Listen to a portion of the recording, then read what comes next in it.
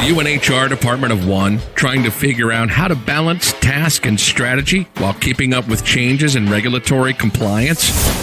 Do you need a fresh outlook on old topics? Then stop what you're doing, grab your coffee, and get ready to recharge. If you have people, you have problems to solve and things to do. Your host is Brenda Neckvattle, a 20-year human resource professional, ready to explore the HR industry with veterans of business and life with fresh eyes and new ideas. Learn about the rapidly evolving changes in employment law around the country, as well as new tactics to deploy and build engagement in your workforce. If you're looking to implement new practices to make your job easier in HR, then this podcast is for you.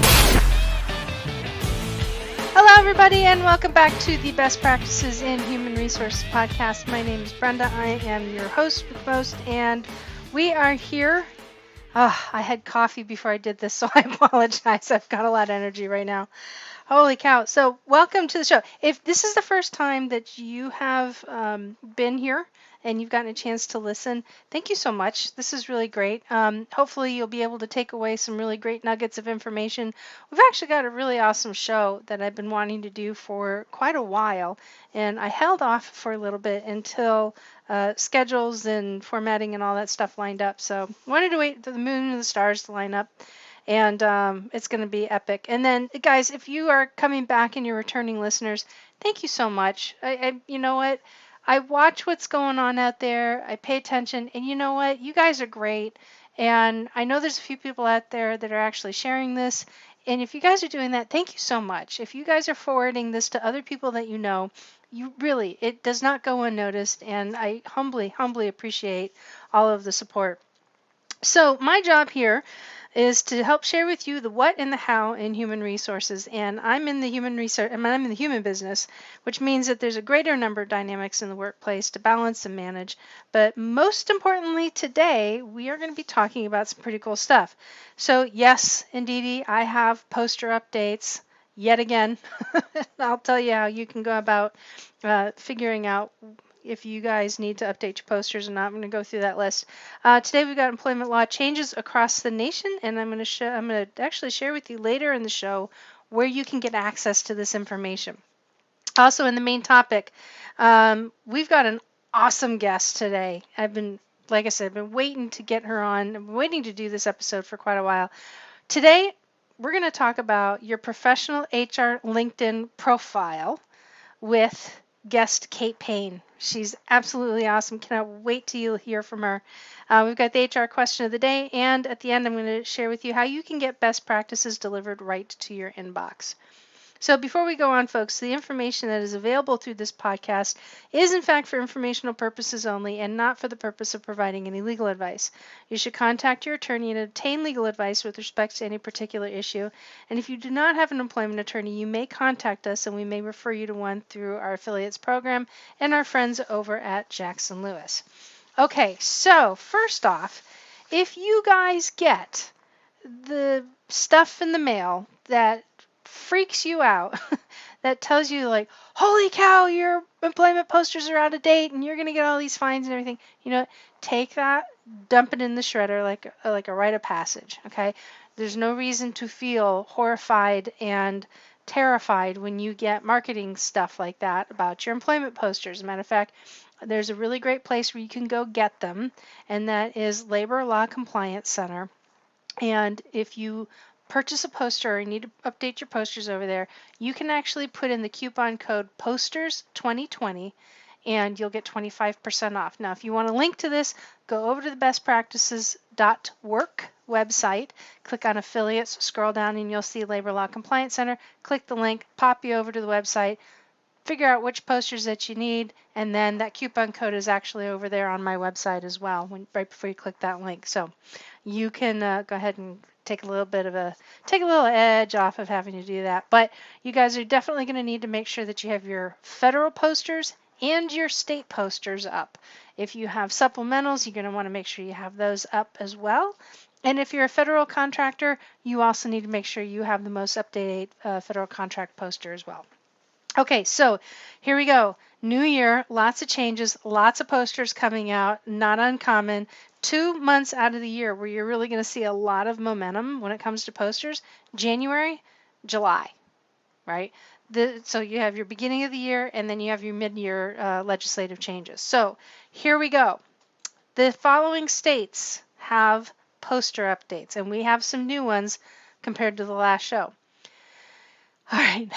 If you are in the state of Louisiana, Utah, District of Columbia, Alaska, California, Colorado, District of Columbia, Illinois, Montana, New Mexico, New York, Washington, Missouri, Arizona, Florida, Maine, Minnesota, Montana, Ohio, Oregon, South Dakota, and Vermont, you guys all have poster updates that went into effect the 1st of January.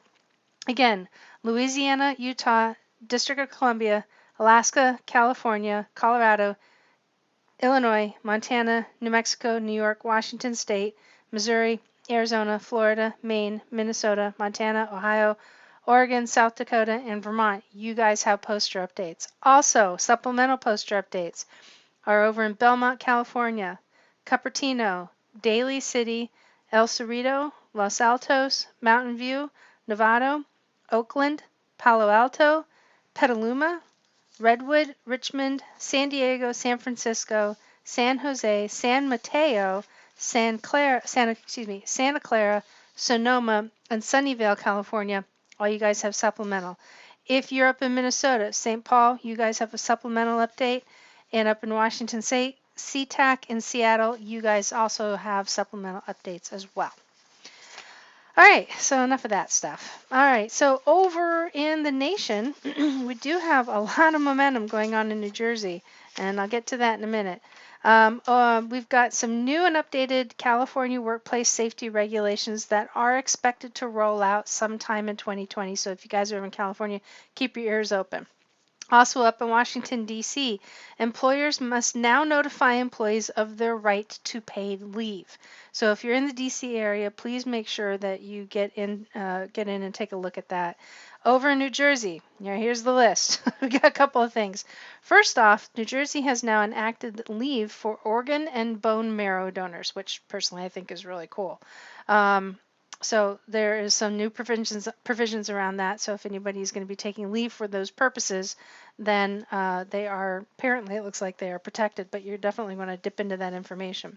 Also, the New Jersey Department of Labor has issued the final earned sick leave law regulations. So those are now out and available. There's also been an update and an expansion to the New Jersey form of the WARN Act. And then also New Jersey has expanded information required in wage settlements of deductions. So there's some expansion going on over in that state. Over in Pennsylvania, there's a Pennsylvania court that has held that employees may go ahead and sue under Medical Marijuana Act. So definitely want to take a look into that. And then lastly, over in Puerto Rico, the Working Women's Bill of Rights now includes new posting requirements. So if you guys are working over in those states and in that territory, my suggestion is to go ahead and jump over and learn a little bit more about what it is that you need to do. And again, towards the end of the show, I'm going to share with you how you can get access to this information that I share with you guys on the podcast. So today's episode is pretty awesome, and I wanted to get this information out, like I said, for a while. But you know what? There's a really great way that you can brand yourself online in LinkedIn to do some of that digital networking, which is so critical to finding your next position, taking your next opportunity. If you want to do public speaking, people are going to be looking in and wondering, who is this person? So this interview is with a friend of mine. Her name is Kate Paine, and she is with a company called Standing Out Online. It's a little company that she actually put together herself. She's awesome. She's actually up in Vermont, and she literally is a LinkedIn guru. She is an expert on understanding how LinkedIn works, the algorithms. I mean, she can teach you a lot of really great info. And you know what? I've been wanting to bring her on for a while. So uh, this is my interview with Kate Paine. All right, folks. I am super excited. I've got one of my buds online today. She's an awesome lady. Her name is Kate Paine, and she has a company called Standing Out Online. And Kate is here to talk to us about how you can really utilize your LinkedIn we talked about branding yourself professionally a few episodes with Lauren Clement. And so now Kate is going to take it to the next level, and we're going to really talk about how you can maximize your LinkedIn usage. And she's awesome. She's a ton of fun. We sit in the audience sometimes and get in trouble, but she's a great lady. Kate, welcome. Thank you so much, Brenda. It's great to be here with you. And yes, we have been called out a couple times. I think if we'd gone to school together, like junior high or whatever, we would have been the two that were passing notes and shouldn't have and got called out. Yeah, I have a feeling that's what it would have been. And it's funny because you and I have gotten into more trouble the limited times that we've been together versus the times where we've actually tried to find each other at events. I know. It is very important because the way Brenda and I know each other is through our work with the Honor Foundation. And so I travel from Vermont to Virginia Beach about 4 times a year. So we get to see each other then. Yep, exactly. And some other unrelated events, but in the same community. But yeah, it's a lot of fun. Cool. So how you doing? Good? Doing well. Sitting up here in sunny Vermont today. We just got about 10 inches of snow. So for any of you who are skiers out there, and head to Stowe, Vermont and get on the slopes. Yeah, you can have it. I'm good down here. We have no snow. Oh my gosh, cool. So do me a favor, tell us a little bit about what it is that you do and how you got really to focus in on LinkedIn. Well, of course, there's always a story behind these things, right? Of course there is. Yes. So I've been in the marketing and public relations world for about 25 years, which I can't believe. And in the last probably 5 to 9 years, I was really doing a lot of work with women business owners. And in the Vermont region, I actually was executive director of a nonprofit, the Women Business Owners Network, WBON. And as I was in that, when I was in that, I saw a lot of women who wanted to start their own businesses, whether it was with a business partner or on their own. And they had incredible talent, and they certainly knew their craft or their service or their widget, but they didn't know how to promote themselves. And so I found a lot of people coming to me for that. So then with the advent of social media, we started realizing that the whole world of communicating with people was becoming a two-way conversation versus traditional advertising and broadcast, which was one way. And so then I went out on my own and I took my PR business and I niched in to helping people literally stand out online. So what I do with people is I work with them to really develop their personal brand so that they can use it to stand out and differentiate themselves online, and I namely use the LinkedIn platform for that. So I've been doing my Standing Out Online business now. I'm in my 6th year. Wow. I know it'll be 4 years this year that you and I met each other. Yeah, can't believe it. I know, and we still get into trouble. There's a lot more trouble to be had between the two of us, which would be great. All in good fun.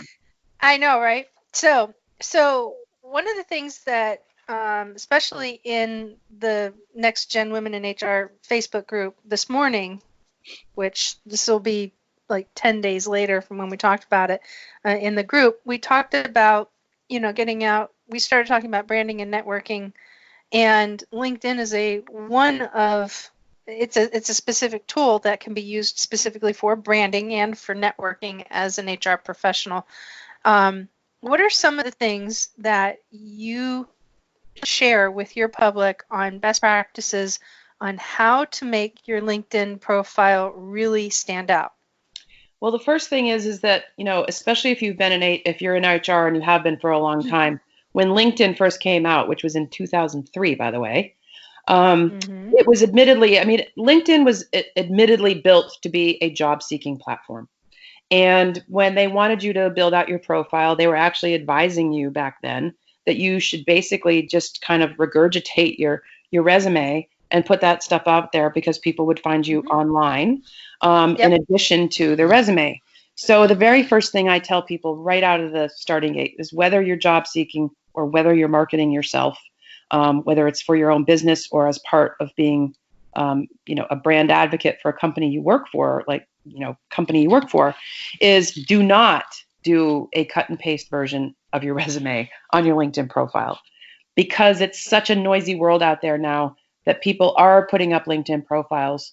There's over 650 million members now on LinkedIn, and that number is growing by leaps and bounds, especially since Microsoft bought LinkedIn about 2.5 years ago. And so to set yourself apart, you've got to find some pretty creative ways to do that so that you can be found. So one of the things that I always advise people is, first and foremost, you really do need to pay attention to your keywords, your industry specific keywords, so that if people go online and use Google or LinkedIn search to find someone like you because they don't know your name, is you need to have keywords sprinkled throughout your profile so that people can find you in the space that you're in. You also need to figure out a way to set yourself apart in your profile in the About section. One of the things I work on with people is how to find like a nugget of your story. For example, how did you get into doing what you're doing? Share that a little bit. You don't need to share it 4 or 5 paragraphs, but 4 or 5 sentences. And then figure out how you're talking to your reader of your profile so that you're speaking to them about the outcomes that you could provide them. So those are some of the key things right off the bat, is that you've got to take your profile and use it as a way to stand out from everybody else who might be a similar, person as you professionally. Yeah.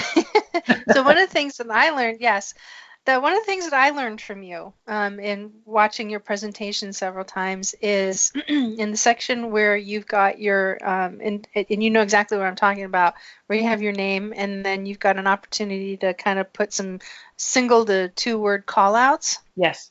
One of the things that I put in mine, and I took this from what I have, like a couple clients that call me this, they refer to me as an HR force of nature. And so I actually put that in there as a partial branding mechanism because it's different. It is different. And so that section you're referring to is the field under the name, which is it's actually called the headline. And it's where most people default to putting their job title. But nobody searches for somebody online by their job title, like next to never. They're searching for people by industry and geography. So, they might be looking for you, Brenda, like, HR expert Virginia Beach or something like that. So you need to be kind of thinking in those terms so that you know that you're sprinkling those terms. But you also want to put a little personality in there. You want to infuse your headline with some personality, and you've done that by what you just described, HR force of nature. That's excellent. But you also want to have at least 1 or 2 search terms, keywords, that also define what you do. So like in my headline, for example, and you have up to, for all your listeners, you have up to 120 characters to do that. That does include spaces. And so like I have LinkedIn expert, and that's what I am. And it took me a while to embrace that term, because at first when somebody said you should call yourself a LinkedIn expert, my first reaction was, well, I'm not an expert. I don't want to sound braggy or salesy. And then when I worked with a coach, they kind of put me through my paces on that, on how to sort of own that. Because, the thing with using the term expert, and I'm taking a little bit of a sidebar here, is that you always know more than someone else. Someone is always going to know more than you, but an expert is always learning new ways. And so if you think of yourself as somebody who's always learning new ways to do something in your industry, then totally own calling yourself an HR expert or a specialty type expert, and just, own it. And then really treat that headline as a place where you can tell a little bit of a mini story about yourself and infuse it with some personality, like you've done, Brenda.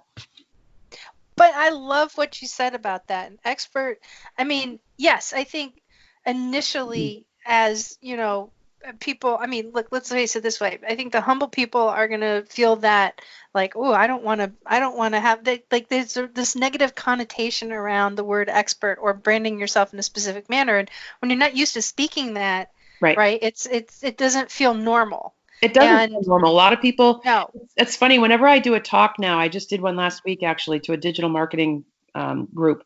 And I said, if I was to tell you to refer yourself or suggest to you to refer yourself to a so-and-so expert in your industry, how would you feel? And everybody said what we just said. They'd feel kind of weird about it. They would feel braggy. One person said I'd own it, which I thought was great. And then I said that little thing about like, but an expert is somebody who was learning. How do you feel now? And everybody said, yeah, I think I could do that. Yeah, absolutely. And I recently adopted a theory, just as for my own practice in business. And this comes out of, a contact of mine down in Australia. She is like you, is in PR, and she's actually a PR specialist. And so she's always drilling it in. Look, business is not the place to be shy. Right. Business is the place to be heard. And that's very much the case when you're out there. If you want people to recognize who you are in your industry and what you bring to the table, you can't be self-conscious about making those declarative statements about yourself. You exactly. And the other thing is that if you support that by providing resources or links to resources like blogs or videos or any other things that you have that are like digital assets that serve people and help them in the knowledge that they want to gain, then you're totally reinforcing that expert title or whatever a version of that works for you. If you just put out there all this stuff like expert this, but if you haven't filled in some of your descriptions in your experience section, or you've done a really thorough about section, if you haven't added in some of those digital assets as rich media that give you that social proof and that credential, then people will think you're being kind of braggy. So the other thing is take your LinkedIn profile to another level and go deeper so that you're really serving the person who's coming. So in other words, I always kind of say as a joke, your LinkedIn profile isn't all about you. I'm sorry, let me do it this way. I just did it with the wrong intonation. Your LinkedIn profile isn't all about you, but it's all about you in the sense of how you can help people. Right. Absolutely. And I think that's a huge call out.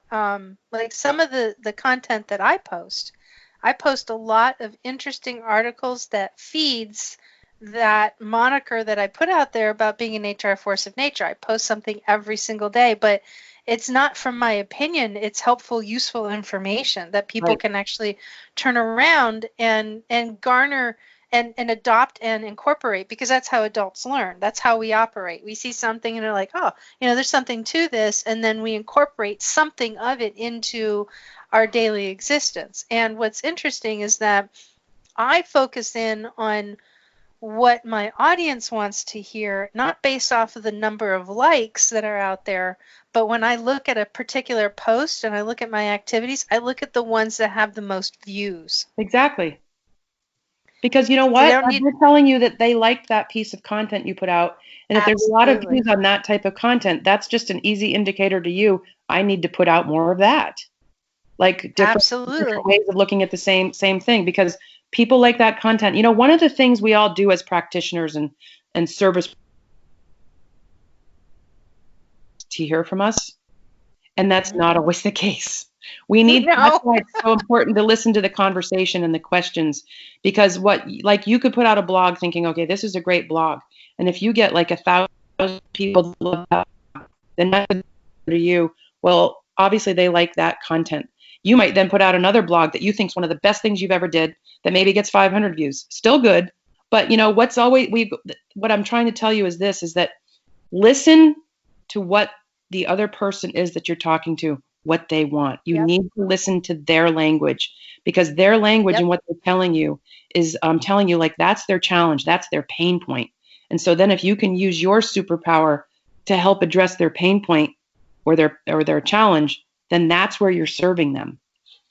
Absolutely. And if you go back to the conversation that we were talking about, an expert, so let's say, for example, you've got somebody who's fresh out of the chute when it comes to the field of human resources, and they want to maximize really their LinkedIn profile, wink, wink, nudge, nudge, right, if you guys are listening. You can post, once you kind of figure out what your audience is responding to, and what I mean by that is strictly by the views, not the likes, but when you see who's looking at what, let's say, for example, you wanted to go into government contracting. That's a complicated field to get to know. It's taken me years to figure it out. Mm-hmm.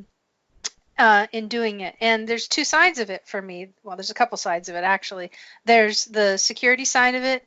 There's the bid and proposal side of it, and then there's the HR compliance side of it. And so, for me, to become to build the skill set that I have around really being able to brand myself as a HR compliance specialist in the field of government contracting, if I'm posting stuff out there that I know is relevant and current, number one, I'm showing that I'm on top of my game and I'm staying up on industry knowledge. But number two, I also know where to source the information. But that doesn't necessarily mean that I have done it myself directly. There could be things that I have, and there's still stuff out there that I haven't touched. And, that just comes with time and experience. But if you're trying to promote yourself as being somebody, you can certainly demonstrate that you know where to get the knowledge, even though maybe you don't necessarily have the experience. But if you can demonstrate how you can get the knowledge and potentially apply it, now you're a real asset somewhere. Exactly. So one of the ways I suggest that people can really stand out in their profile, and I think your listeners would really resonate with this, is that, again, you want to create a profile that's helpful. But yet you also want to share, like, there is a place to share, like, your slice of life story, like a nugget about who you are. And the reason that's so important is that so many people who are using LinkedIn now are doing it in a very formulaic way, where they're putting out all their professional stuff, but they're not really showing the essence of who they are as a human being. And I think that because the world of online stuff has become so noisy, it's incumbent upon you even more than ever to make sure you share a little bit of something so that people can remember you. And that's where essentially your personal brand comes into place. And your personal brand is essentially your reputation, and your reputation is made up of your integrity and your values and the professional expertise you have in your industry. And your personal brand can live on LinkedIn. It can really, like, it's a perfect platform for that. In some ways, even more so than your website. Now, that doesn't mean that you still shouldn't have your website, but LinkedIn's like a one-stop shop. If somebody shows up, they can see where you went to school. They can see some of your digital assets. They can see your experience with descriptions that you would describe how you did something that's totally different than your resume style, and all of that. So they can get a much bigger picture, all in one place. So I always suggest that I'm sorry, go ahead, Brenda. No. Finish what you're saying. I was just going to go into quickly what I call my three-part recipe for the about section that used to be called the summary. And the first is hook your reader in. You have 2,000 characters. Hook your reader in with a little nugget of who you are, your slice of life story. Segue into part two, the element two of the pain point that they have, that your reader might have, and call it out, like say it, state it, say their language. And then to the final and third component, how you use one of your specific skill sets to solve their problem. So that when they're done reading that about section, they've made a little bit of a personal connection with you, the pain points that you know how to solve, and how you use one of your skill sets to solve them, which is much better than an I did this and I did that and 30 years that and 20 years that and blah, blah, blah. Right. Question for you. Yeah. So when somebody is writing that, first off, and I'll use me as an example, I have persuasive language that is specific to the language surrounding human resources. So as a business owner and trying to market myself, when I market myself, my persuasive language over the last several years, up until recently, as I've been actively working on this, makes me sound like a used car salesperson, and I hate it. I cannot stand it. So, because I'm due for a refresh on my LinkedIn profile. So when I'm writing about my slice of life story and I'm writing about that, do you recommend that people would put that in the first or third person? Always in the first person. Always, always, always. I can't stress it enough. So a lot of people approach their LinkedIn profile as a third person. But if you were to meet somebody at a conference, used car salesman like me. But if you met somebody at a conference or a networking event or even a cocktail party, would you speak to yourself in the third person? Of course you wouldn't. So the thing is you are trying to develop rapport. Your whole point of being on LinkedIn and other things is to build relationships first and foremost, right? Yes, we may want to make a sale. Maybe we want to make a hire. Maybe we're trying to catch the attention of a potential employer so that we could help them, as a recruiter or HR person or whatever. But first and foremost, before the transaction, you should be building a relationship. And so to build the relationship, talking in the first person is going to help build that just organically. Yeah, that makes it. It seems to me it would make a better connection than somebody's not reading something that was written by somebody else. Correct. So a lot of It's people actually written by a lot you. of people have bios, like speakers, authors, coaches. Mhm. They all have a bio. Now, a bio is typically written in third person because somebody is going to be introducing you at an event. You're going to send them the bio. Obviously, it would be in third person because they're going to be talking about you as they introduce Right. you. They're going to be reading it off the bio. But when you're talking about yourself from a LinkedIn standpoint or anywhere else, whether it's Facebook profile, Instagram, however, always be in the first person, because that's what you would do if you were meeting somebody in person for coffee at a networking event, a conference, etc. And that's you want to show up authentic as your authentic. Love it. Yeah. So, talking about showing up as your authentic self, there are times where people show up really as their authentic self on social media, and a little too much of their authentic self can Amen to kind of that. come through. Yeah. So what I find really interesting, and we talked about this offline, but what I find really interesting is that LinkedIn is its own very unique culture that's different than, I would say, most social sites that are out there. Meaning that, Facebook is all about your place where you can emotionally dump, right? Yep. Snapchat, you see something and it's gone. You've got Twitter, which is another place to emotionally dump. Instagram is the visual way of really promoting yourself. Mm-hmm. So, but LinkedIn is different in this manner. Yeah. And I want to get into what you should and shouldn't post, but I would love it if you could share with them why LinkedIn is such a cultural different place than other social sites. I'm so happy that you mentioned that and brought this up, because I always tell people in my presentations is, LinkedIn gets glommed into Facebook, Instagram, Snapchat, as a social media channel. And I will tell you right now, LinkedIn is not a social media channel. Now, for a lot of reasons, from a metric standpoint, it does get glommed in, so that if people are thinking about the reach they have on their quote unquote social channels. But LinkedIn was never meant to be a social channel. It is an online professional networking platform, period. Yep. And that means you do not post what you ate for breakfast, pictures of your kids, and puppies, unless you're a chef, a teacher, or a vet. You know what I mean? Like, okay, so if you're a vet, then of course you're going to post pictures and things about dogs or whatever. So, I mean, I'm using a funny metaphor, but it's seriously. But it's so true. It is so true. And the thing that I've noticed a lot more, even just in the last 4 to 6 months, is that the super users of LinkedIn, even the moderate users, are politely, that's a key word, politely calling out people who might do something political or way too personal on LinkedIn. And they're saying, you know what, I can appreciate that you're going through this and that, but you know what, this is really something that belongs on Facebook. We here on LinkedIn really like to keep it about business and professional and tips and helping others and supporting others and all of that. And I see that happening more and more, and I'm so pleased that that's happening. And I do it as well. But again, polite is the word. There's no bullying on LinkedIn.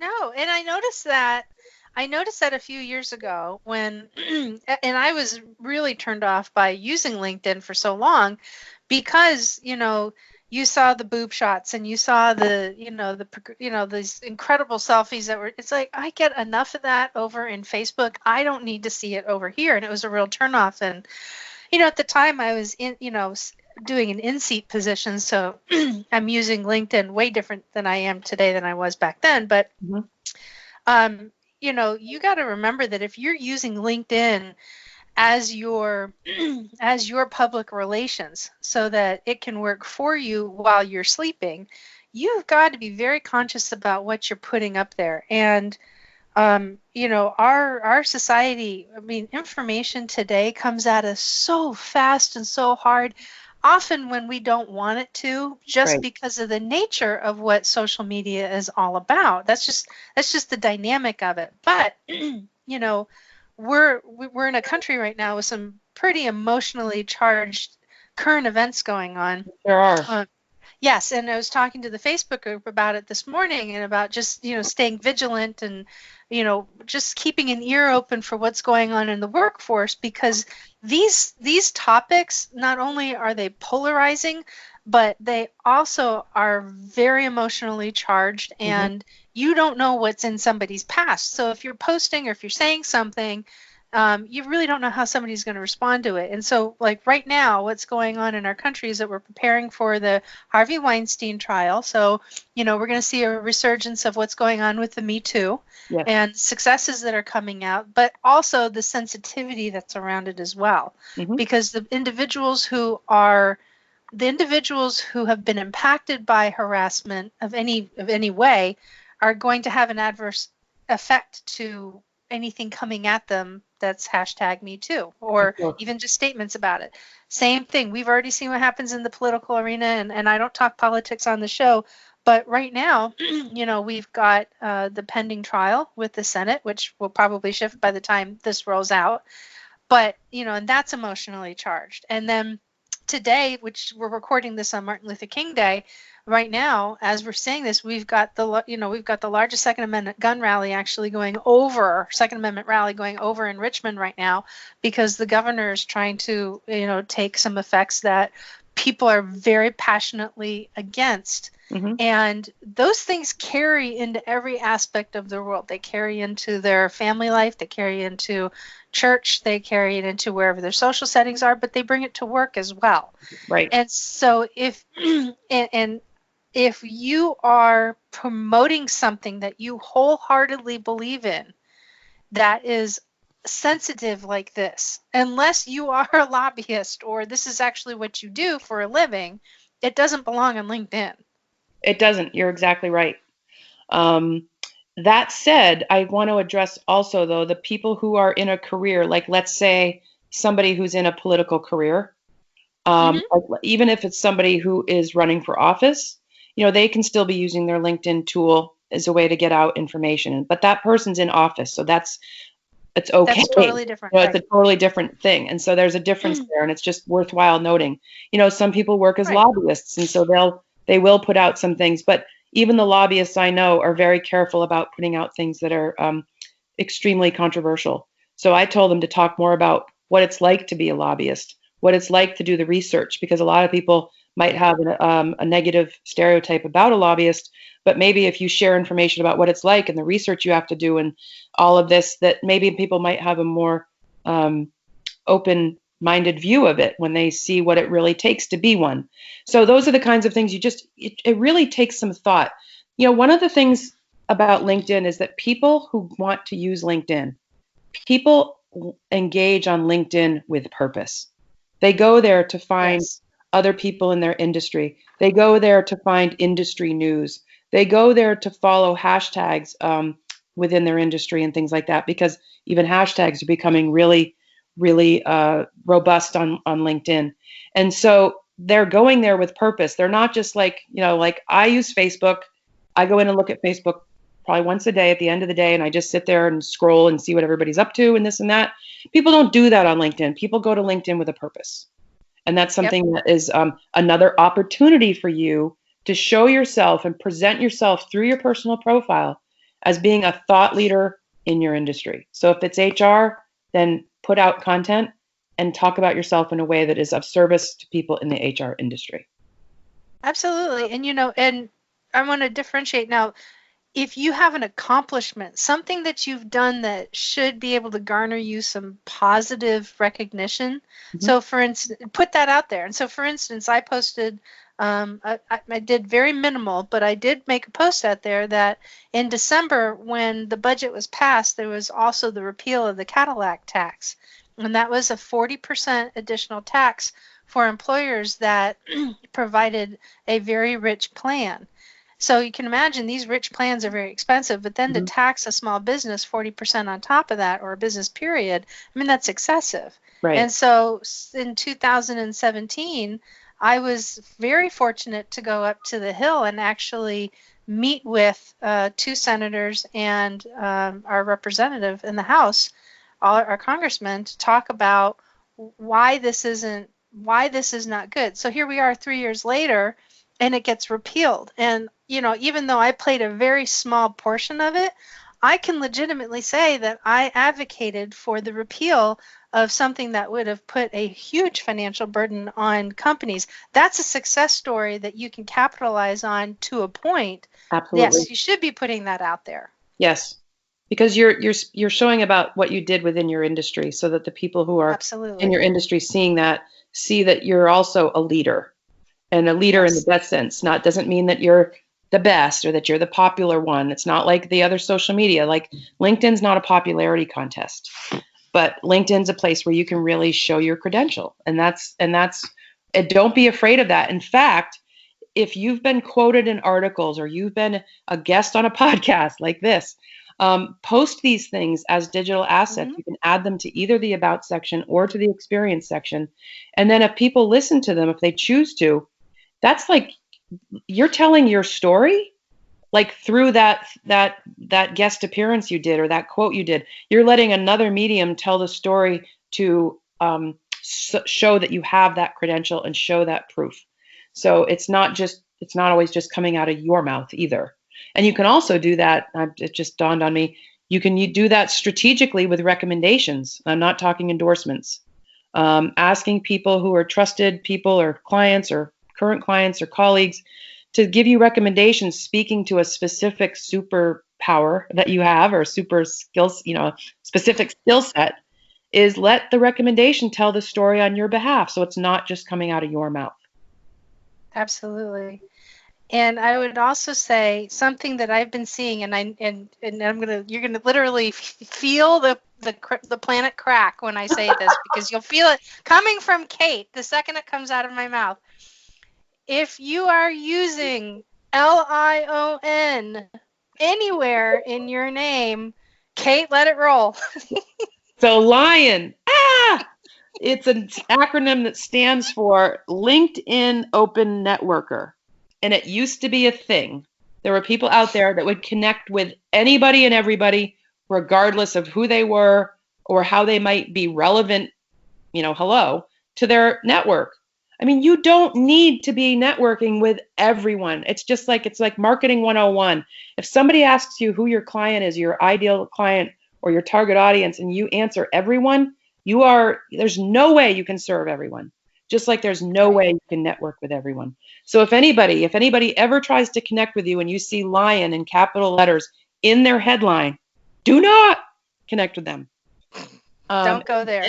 But the more importantly, the bottom line is, LinkedIn will tell you from a standpoint of liability to only connect with people you know. They're saying that because they don't want to get in trouble.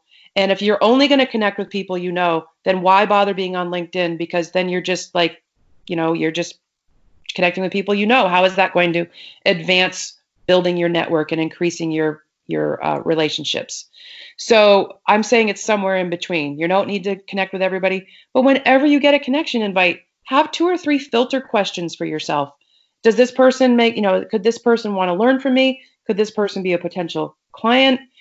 Could this person we now have 15 mutual connections, so therefore I just want to be in that world? Figure it out, and you can make that decision in 10 to 15 seconds if you want to connect with someone.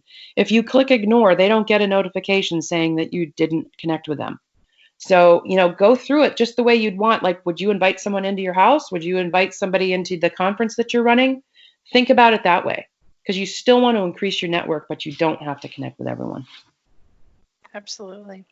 This is awesome. This has been great. So Kate, where can people find you if they wanted to explore more about what you put out there or connect with you one-on-one? Where can they find you? Don't tell me LinkedIn, because we kind of know that one. I know. Well, okay.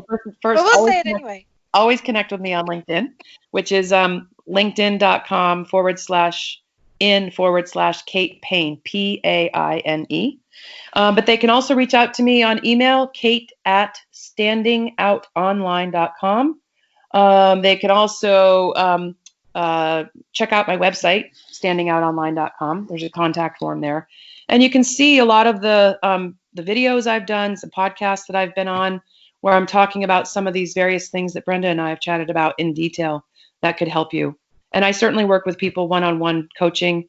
And I also do a lot of speaking, where I speak to people in their groups. I've actually spoken to a lot of HR groups on how they can be using their LinkedIn profiles in a way that they may not have thought of before. Very good. This has been great. I can't wait Well, to see that's you in a great. couple of months. I know. I'm hoping I'm going to be down there. I'm not sure when the next cohort is for THF, but I think it'll be It's sometime in launching. March or so. Yeah, it's Yeah. launching. Well, this has been great. Thank you so much for coming on. I really do Well, appreciate it. thank you so much for having me. This has been fun. I could, as you know, I think you and I could talk about this for hours, but people don't have that much time. I know. It'll take us into happy hour. We were joking about that earlier. It's like, well, but come 5 o'clock, we're gonna We'll sit just there turn and this start. into You're gonna hear in the background. yeah, I'll Someone turn it into a popping a virtual drink glass of card. wine. Just kidding. That's right. It's always fun to chat with you, Brenda. Thank you so much. Thank you. I appreciate it.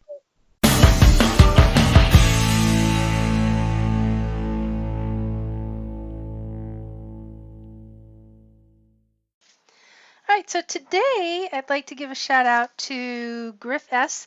Thank you so much for your comments on rating on the Apple Podcast.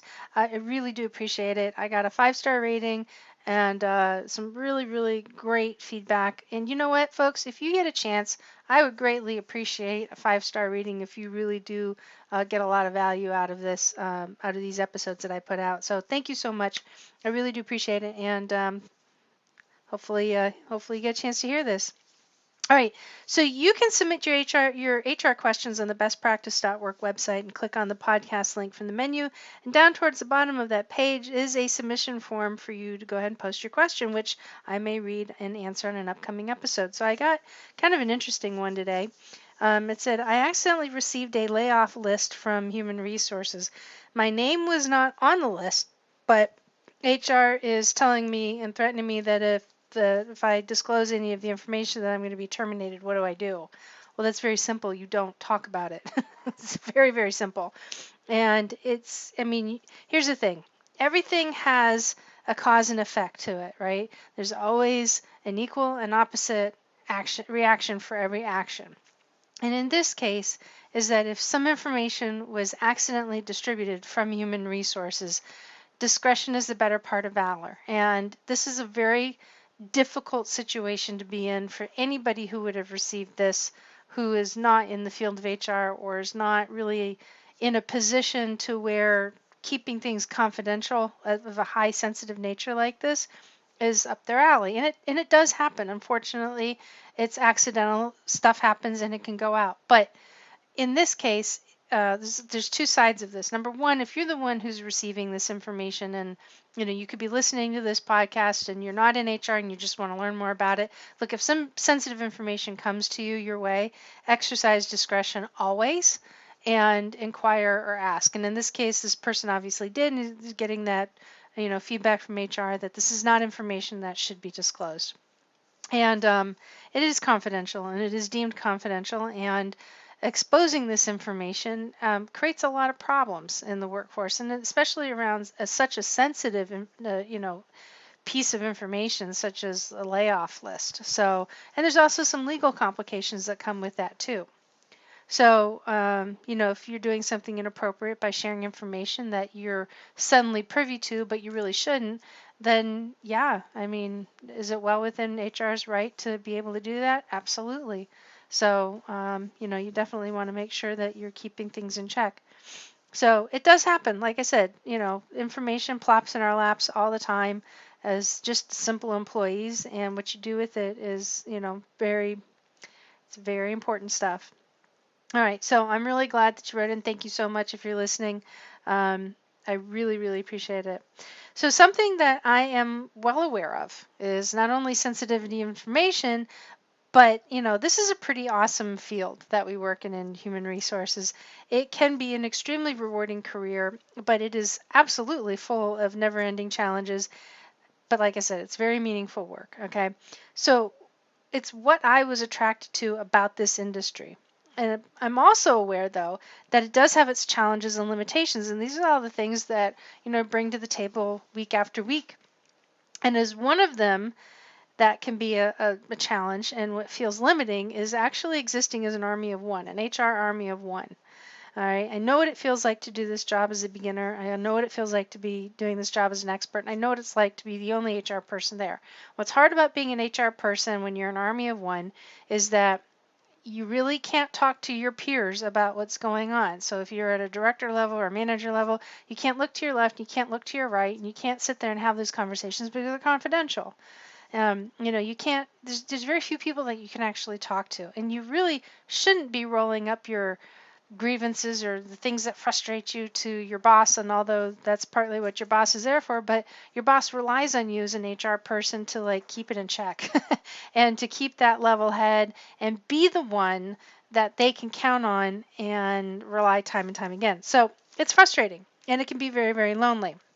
Okay, like I said, I know what it's like to do this job. I know what it's like to try and find the right answer in a ton of information. And when you find it, you're really not 100% sure if what you found is, completely correct. And it can be extremely isolating to work in this role because there are so many people that you can't talk to. As much as you want to, there's only so many people that you can talk to. Okay, so at the beginning of the year, I launched a new online community for those of you that are in the HR field. And this community is open to anybody who's really established as HR champions or anybody who's aspiring to become one. And I was actually traveling several months ago and found the inspiration to contribute to women in HR. And I'm on a mission to connect with 20,000 women in HR to positively impact the lives of 1 million employees. And how we do that is by really sharing shared knowledge. Sharing shared knowledge. I don't know if I could say that again 3 times faster without hurting myself, but you guys know what I'm referring to. So the Next Gen Women in HR member site is actually a great place to start where women can come and connect. We can share resources and we can go deep to learn how to perform the HR functions with tools and current resources. Now, most importantly, this is a place to get support. And this year, 2020 vision, it's that time to get really clearly focused on you and your future in this industry because in this decade is going to go very fast and it's continuing to present extremely new and complicated challenges, kind of like some of the ones that we've talked about in previous episodes. So here's where you get an opportunity. It's still the new year.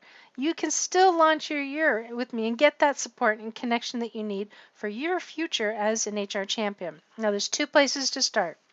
The first one is where you can jump over and you get the Next Gen Women in HR Facebook group and invest yourself and go deeper to access some of the tools and resources to ask for help, find a mentor, participate in networking events, and connect one-on-one with other HR champions. And that, my friends, is where you get to go to the Next Gen Women in HR member site over on bestpractices.org. Okay, so if you jump over to the Facebook group, you're going to wind up getting a lighter version, but if you go deep, you go into the membership site, that's where you get a lot of the really good stuff. Okay, in this industry, you really need to be known for your talent. You should be paid for your skills and wanted for your abilities.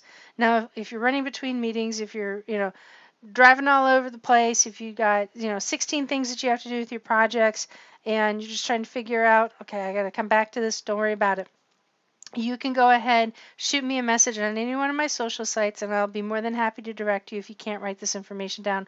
Or you can go ahead and click connect I can't say it right, click connect at the top of the bestpractices.org website, and I'm going to go ahead and get you the information that you need. Now the industry, HR industry in general, really is a feminine driven industry, but yep, we like our HR guys too, and we do have men in the group. So come on in and really, jump in and get active and get engaged. So this week we looked at transforming you as an individual, and it all starts about really understanding what your life, what you want to design your life to look like. Because once you do that, then you can start really kind of going down the path of figuring out exactly what it is you want. And you may be some of those individuals who know exactly what you want. But if you don't, that's okay. If you do, that's awesome too.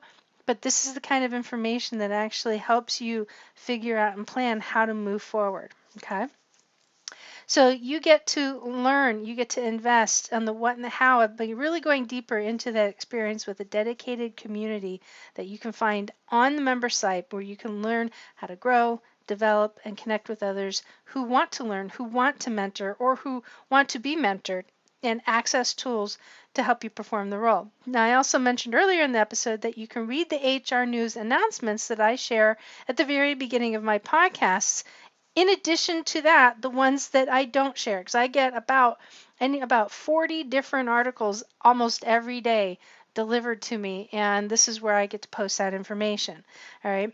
These links are now articles of things that I put into the Next Gen Women in HR site on the bestpractices.work website as well.